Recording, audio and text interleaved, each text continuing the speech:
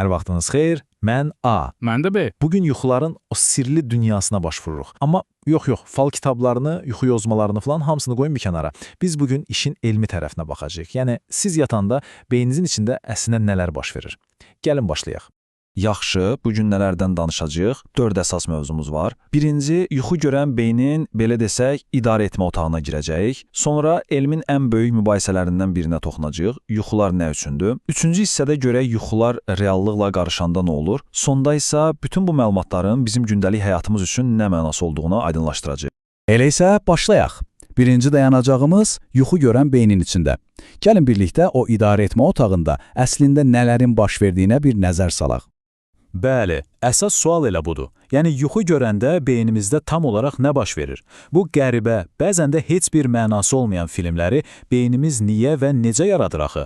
Gəlin işin elmi tərəfinə baxaq. Deməli, gecə boyunca beynimiz fərqli-fərqli yuxu mərhələlərindən keçir. Baxın bu diaqrama.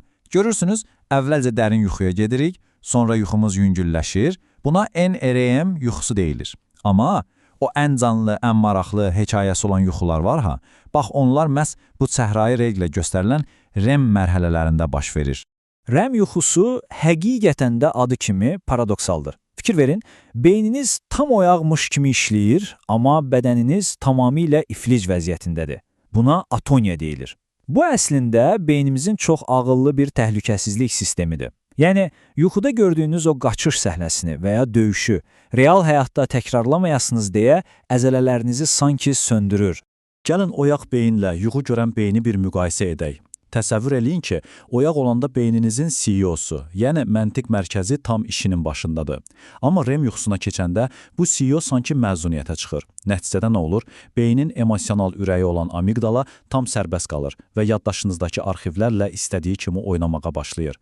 Hə, yuxularımızın bu qədər qəribə və emosional olmasının səbəbi də məhz budur.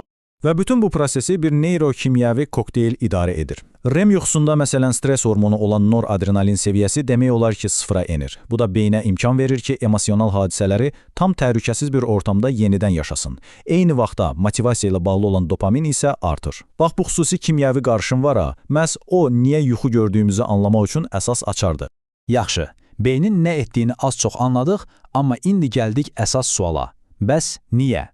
Bax, bu elmdə böyük yuxu mübahisəsi adlanan mövzudur. Gəlin görək tərəflər nə deyir. Mənim fikrimcə, yuxular daha çox idrakla, yaddaşla bağlı bir şeydir. Beyin sadəcə gün ərzində öyrəndiklərini bir növ sistemə salır.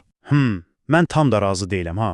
Məncə məsələ daha dərin, daha çox emosional və hətta təkamüllə bağlıdır. Yuxular bizi sanki sağ qalmağa hazırlayır. Yaxşısı budur, gəlin dəlillərə baxaq. Başlayaq mənim mövqeyimdən. Yaddaşın möhkəmləndirilməsi. Gəlin belə təsəvvür edək. Beyniniz böyük bir kitabxanadır. Gün ərzində ora bir yığın yeni kitab gəlir və masaların üstünə dağınıq şəkildə yığılır. Gecə isə yuxu görəndə sanki kitabxanaçı gəlir. Bu kitabları səliqəyə salır, lazımsızları atır və vacib olanları düzgün rəflərə yerləşdirir.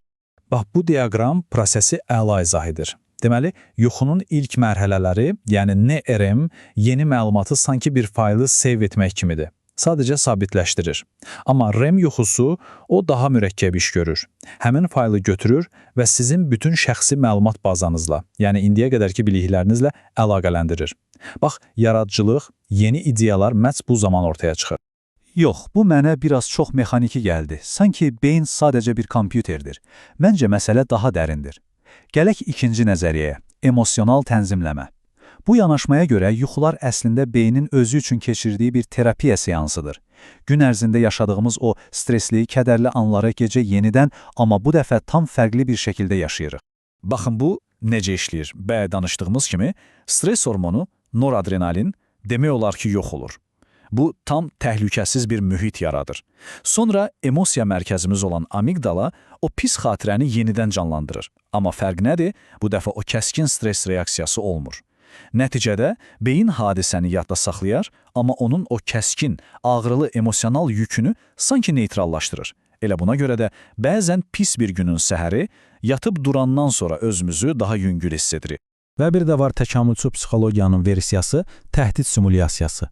Bu nəzəriyyə deyir ki, yuxular əslində bizim qədim əcdadlarımızdan qalan bir sağ qalma alətidir.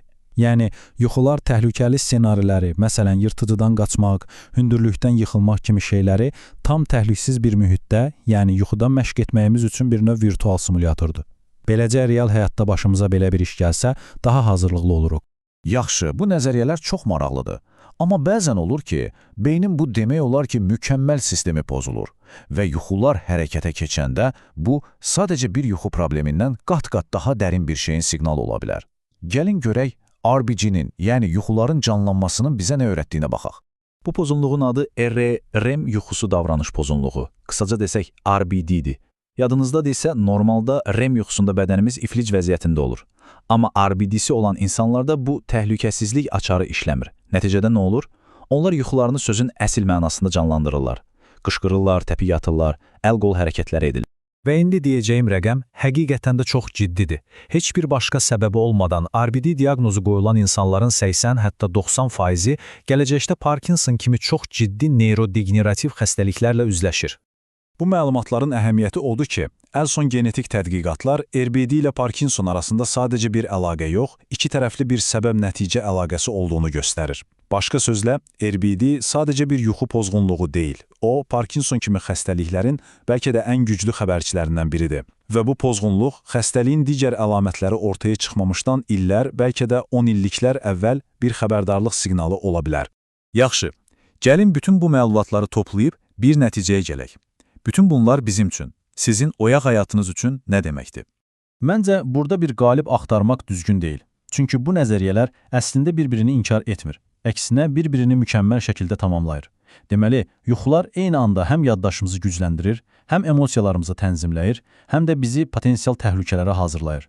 Yəni, onlar beynimizin İsveçrə bıçağı kimidir. Çox funksional bir alətdir.